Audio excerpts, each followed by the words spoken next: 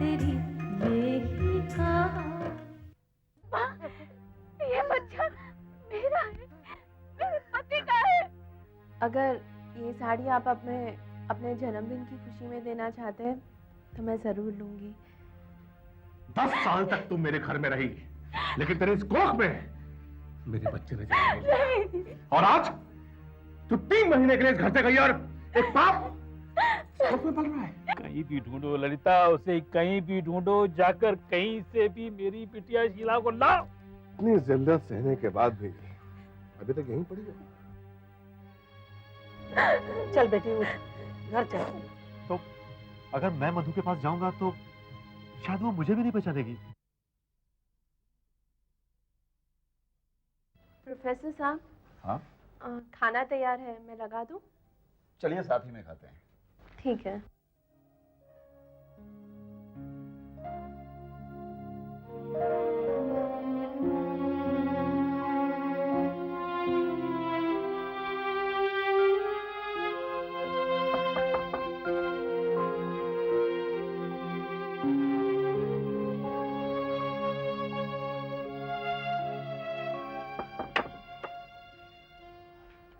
प्यारेलाल जी, खुशी की बात तो ये है अनिल खुद चलकर हमारे घर आया।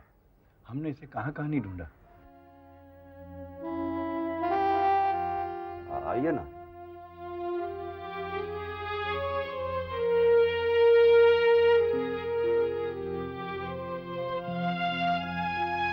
बैठिए।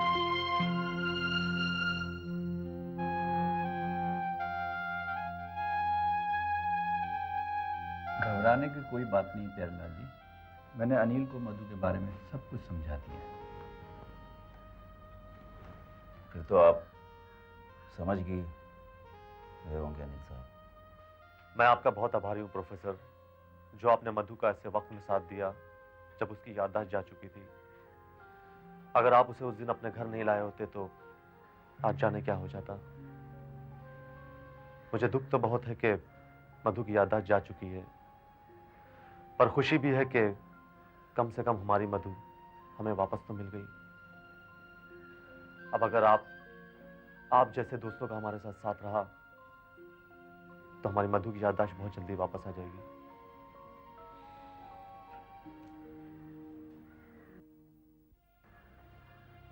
लेकिन मधु है कहाँ?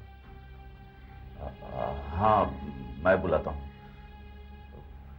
माधवी, माधवी, माधवी?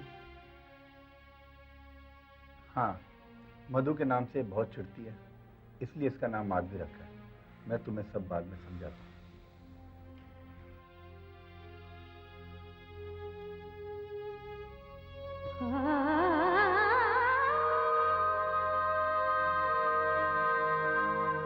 माधवी, इनसे मिलिए, ये मेरे दोस्त अनिल हैं। नमस्ते।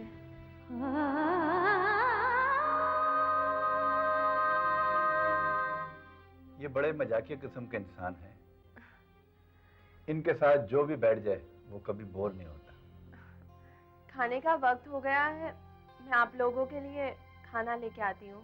खाना हम खा के आए, अब हम चलते हैं, फिर आएंगे। चलो अनिल। हाँ। चलो घर चलो।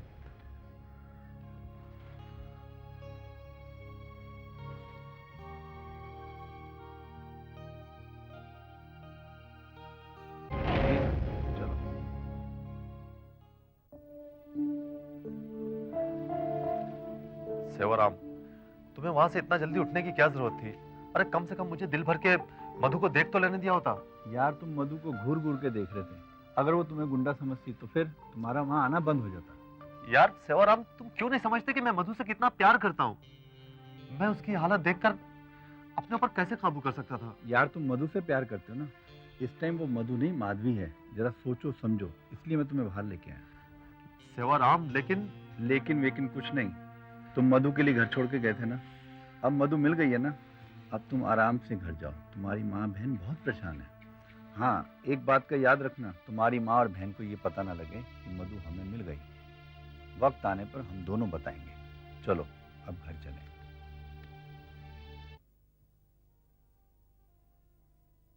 पिताजी। अरे अनिल बेटा, जीते रहो बेटा, जीते रहो। ललिता, ललिता देखो तो कौन आया है। कौन है? देखो। अनिल, अनिल बेटे तुम आ गए। जीते रहो बेटे, खुश रहो। बेटे तुम्हें इस तरह घर छोड़कर नहीं जाना चाहिए था। मैं आ गया हूँ पिताजी। बेटे, मैंने जो तुम्हारी पत्नी के साथ व्यवहार किए हैं उसके लिए चाहे जो भी सजा हो मुझे दे लो, पर बेटे तुमने घर छोड़कर जाने से पहले एक बार ये नहीं सोचा कि तुम्हारी एक जवान बहन है, झोपड़पट्टी वालों की बुरी नजर उस पर पड़ सकती है। क्यों माँ, दीदी से किसी ने कुछ कहा क्या? तो उसका नाम बता, मैं उसे इस धरती में गाड़ दूंगा। नहीं बेटे, अब तुम आ गए हो, अब किसी की हिम्मत नहीं पड़ेगी उसकी तरफ देखने की। एक खास बात और है बेटा, शीला माँ बनने वाली है। क्या? अरे ये तो बड़ी खुशी की बात है, लेकिन बेटा वो भल्ला से मिलने गई थी, भल्ला ने उसे बदचलन और न जाने क्या क्या कहकर धक्के मारकर घर से बाहर निकाल दिया। मैंने सोचा अगर इस वक्त मैंने उसे हौसला न दिया तो कहीं वो कुछ कर न बैठे, मैं उसे घर ले आई बेटा। तूने अच्छा किया माँ, और तू परेशान मत हो, मैं उस भल्ला से बात करता हूँ। लेकिन दीदी इस वक्त है कहाँ, दिखाई नहीं दे रही। हाँ, उसे तो गए काफी देर हो गया, कहीं गई थी वो, अभी तक नहीं लौटी। देखो माँ, दीदी की हालत आजकल अच्छी नहीं है, तुम्हें इस हालत में उसे अकेला नहीं छोड़ना चाहिए। चलो हम देख के आते हैं कि कहाँ गई। हाँ बेटा चलो मैं भी चलता हूँ। नहीं पिताजी, आप बैठिए, हम होके आते हैं। हाँ माँ। चलो बेटा।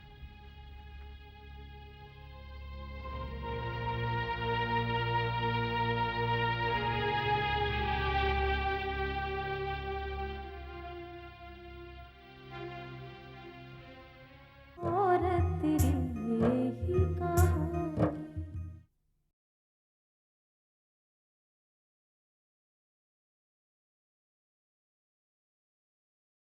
और तेरी यही कहानी। आखिर कहाँ गई होगी इस वक्त?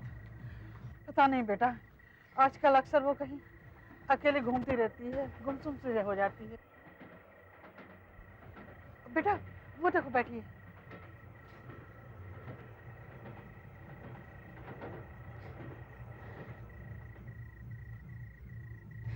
दीदी,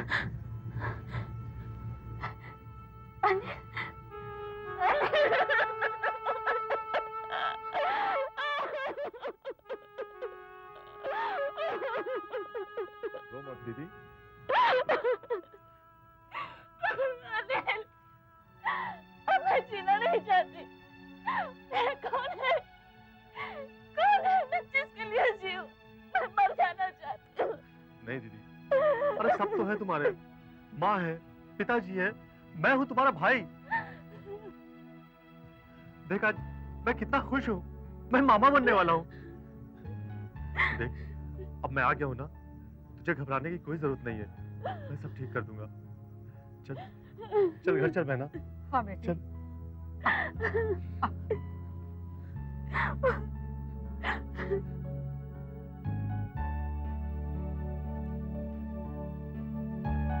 बैठ जा। अरे बेटी तू कहाँ चली गई थी? हम लोग कितने परेशान हो रहे थे हैं? यहीं पड़ोस में गई थी। देख दीदी, तू ज्यादा परेशान मत हुआ कर, और वैसे भी तेरी हालत अच्छी नहीं है, और फिर डैडी है, माँ है, मैं हूँ, सब तो तुम्हारे साथ है। देखो दिन हमेशा एक जैसे नहीं रहते, हमारे भी अच्छे दिन वापस आएंगे। तेरा भाई ठीक कह रहा है बेटी, मैं जानती हूँ तू परेशान है, तेरा दुख मैं समझ सकती हूँ, मैं भी औरत हूँ। माँ, तुम ठीक कह रही हो, लेकिन मैं करूँ भी तो क्या करूँ? मेरे को समझ में नहीं आ रहा। क्यों, तेरा भाई मर गया है क्या? अरे मैं अभी जिंदा हूँ, उस भल्ला से जाकर मैं बात करूंगा, देखता हूँ कैसे नहीं मानता है।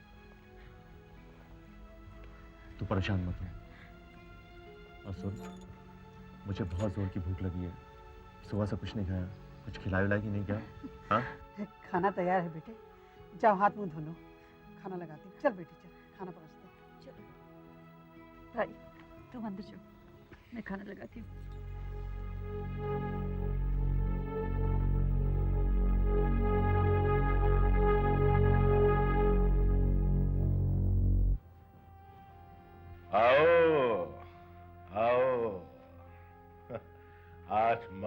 बेटा दोनों एक साथ। जानता हूं तुम दोनों के आने की वजह। अपनी उस बहन को मेरे गले मरना चाहते हो जो ना जाने किसका पाप लिए अपनी कोख में फिर रही है। देखिए, जो हो गया उसे भूल जाइए। और आप हमारी वजह से अपनी गृहस्थी क्यों बर्बाद करना चाहते हैं जीजा जी? जीजा मत कहना, क्योंकि अब तेरी बहन का मुझसे कोई ताल्लुक नहीं है। जमाई राजा, शीला तुम्हारे बच्चे की माँ बनने वाली है। बेटे, 10 साल के बाद ये दिन देखना नसीब हुआ है। वही तो, 10 साल के बाद मुझे भी ये दिन देखने को नसीब हुआ है। जिसे मैं सती सावित्री समझता था, वो कितनी बदचलन और आवारा है। देखिए, हम लोग आपके साथ तमीज के साथ बात कर रहे हैं और आपको कम से माँ के साथ ऐसी बात नहीं करना चाहिए। अभी तो मैं तुझे समझा रहा हूं। अगर मैं अपनी पे आ गया ना, तो मैं तेरा वो हश्र करूंगा कि तुम लोगों को ये शहर छोड़ना पड़ेगा। Look, you both of get out from here. Look mister Bhalla, दूसरों की दौलत पर इतना घमंड मत कर। और आज मेरा तुझसे ये वादा है कि जिस तरह से तूने हम लोगों को इस घर से बाहर निकाला था ना, अगर मैंने तुझे धक्के मारकर उसी तरह से बाहर नहीं निकाल दिया तो मेरा नाम भी अनिल नहीं। चलो मां, जा यहां से।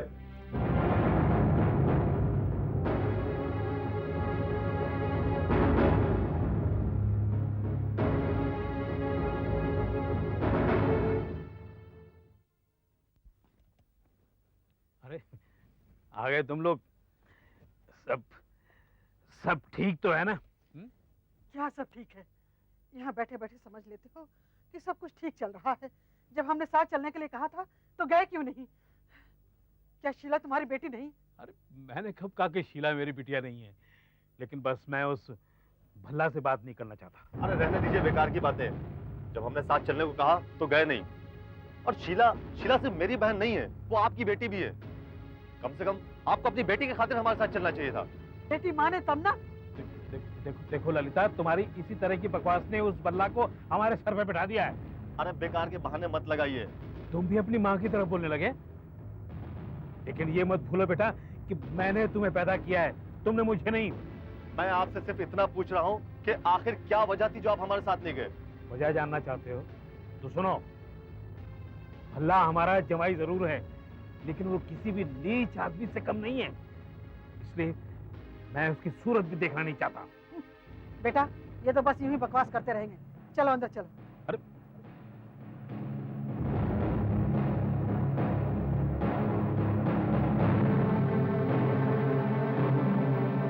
बातें तो आप बड़ी बड़ी करते हैं, लेकिन आज तक आपने हमारे लिए क्या क्या है? बातें तो आप बड़ी बड़ी करते हैं, लेकिन आज तक आपने हमारे लिए क्या क्या है? बातें तो आप बड़ी बड़ी करते हैं, लेकिन आज तक आपने हमारे लिए क्या क्या है?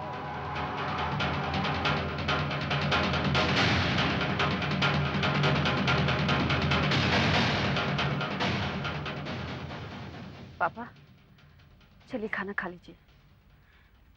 पापा, पापा, अनिल, माँ देखो, पापा को क्या हो गया? जल्दी आओ। क्या हुआ? डैडी? पता नहीं। अरे क्या हो गया इन्हें? बेटा अनिल, डैडी? अनिल बेटे, जल्दी से डॉक्टर को ले आओ। क्या हुआ? क्या हुआ? पापा, क्या हुआ? पापा बोलिए ना। और तेरी ही कहानी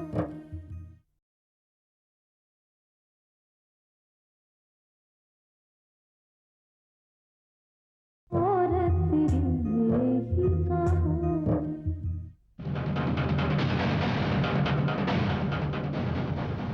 पापा, चलिए खाना खा लीजिए। पापा, पापा, अनिल, माँ देखो, पापा को क्या हो गया? जल्दी आओ। क्या हुआ?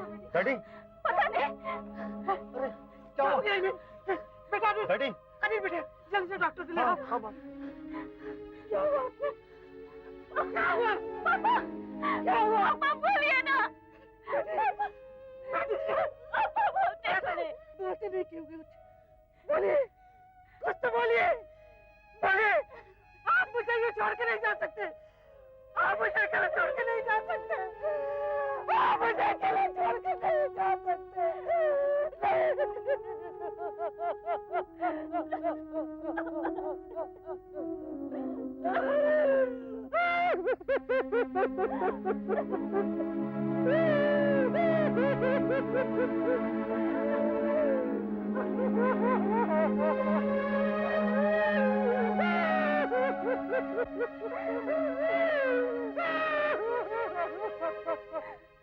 अब यहाँ क्यों आई? हम लोगों ने तुम्हारे साथ उसी वक्त रिश्ता तोड़ दिया था जब तुमने पिताजी की मर्जी के खिलाफ शादी किया था। तुम्हें हमारी जरा भी परवाह नहीं थी। हाँ, मैं मानती हूँ मैंने शादी की जल्दबाजी में गलती की, लेकिन उसकी इतनी बड़ी सजा दी तुमने। मेरे पति गुजर गए, उनके क्रियाक्रम पर भी तुम लोग नहीं आई। क्या मैं तुम्हारी इतनी बड़ी दुश्मन बन गई कि अपनी बहन का सुहाग उजड़ जाने पर भी तुम्हें जरा सा भी अफसोस नहीं हुआ? मुझसे एक बार अफसोस जाहिर करने नहीं आई। अगर दिल से नहीं करना था तो ऊपर से ही अफसोस जाहिर कर देती, कम से कम दुनियादारी रखने के लिए। दुनियादारी रखने के लिए? तुमने कौन सी दुनियादारी निभाई? मधु की शादी का कार्ड तुमने मधु के हाथों भिजवा दिया, खुद क्यों नहीं चली आई? तब कहाँ गई तुम्हारी दुनियादारी? हाँ दीदी, रहने भी दीजिए। कुछ गलतियां हम लोगों से भी तो हुई हैं।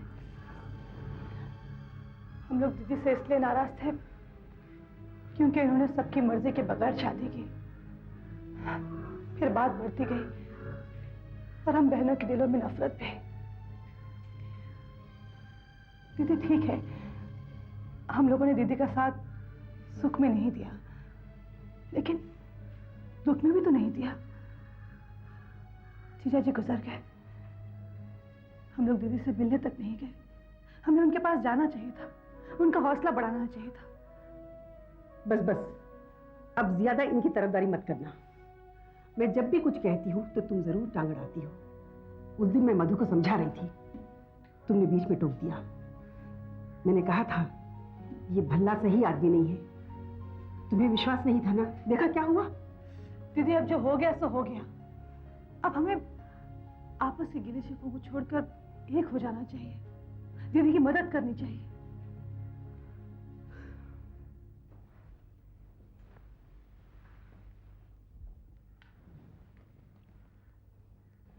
अच्छा बताओ क्या हुआ? ये मैं नहीं जानती, लेकिन मुझे इतना पता चला है कि मेरी बेटी मधु पर बहुत जुल्म हुए। मधु वहाँ पर बहुत दुखी थी। मधु ने आज तक मुझसे ये बात जाहिर नहीं होने दी कि वो वहाँ पर दुखी है। मेरी बेटी वहाँ से ना जाने कहाँ चली गई। इतनी बड़ी दुनिया में पता नहीं कहाँ होगी। ये जरूरी नहीं है दीदी कि मधु उनके जुल्मों से डरकर घर से भाग गई है। ये भी हो सकता है कि उसके ससुराल वालों ने उसे जान से मारकर अपनी जान के बचाव के लिए ऐसी खबर फैला दी है। तुम्हारी ये बात सुनकर तो मुझे डर सा लगने लगा है। दीदी हौसला रखिए, ऐसा नहीं है। ये तो सिर्फ दीदी अंदाजा लगा रही है कि ऐसा हो भी सकता है। आप बिल्कुल फिक्र मत करिए, अब आप अकेली नहीं है, हम हैं ना आपके साथ। हम लोग दिन रात एक कर देंगे, लेकिन अपनी मधु को जरूर ढूंढ निकालेंगे। मधु के मिल जाने के बाद हम उससे पूछेंगे, जिसने भी उस पर जुल्म किया हम उसे छोड़ेंगे नहीं। आज का हमारा ये सवाल है, जो सीन हम आपको दिखाने वाले हैं वो सीन देखकर आपको ये बताना है कि ये सीन में कलाकार किस विषय पर बात कर रहे हैं।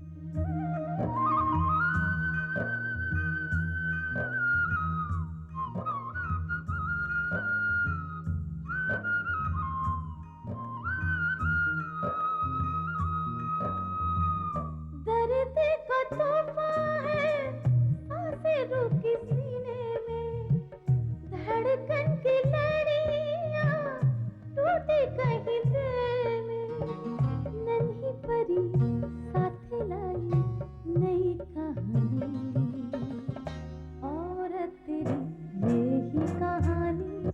सवाल के सही जवाब देने वाले विजेता को मिलेगी ये हीरे की अंगूठी। एक से अधिक सही जवाब होने पर विजेता का फैसला हम लकी ड्रॉ निकाल कर करेंगे।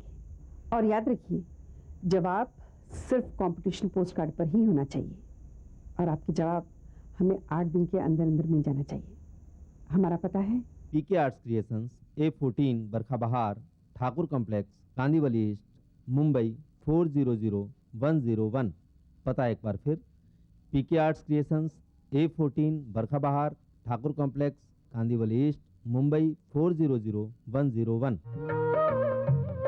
माथे की बिंदिया, कंगना ये हाथों में, पैजन के रुंझुन पड़ी हुई पाँव में, जाना नहीं खोई कब मेरी निशानी, औरत तेरी ये ही कहानी,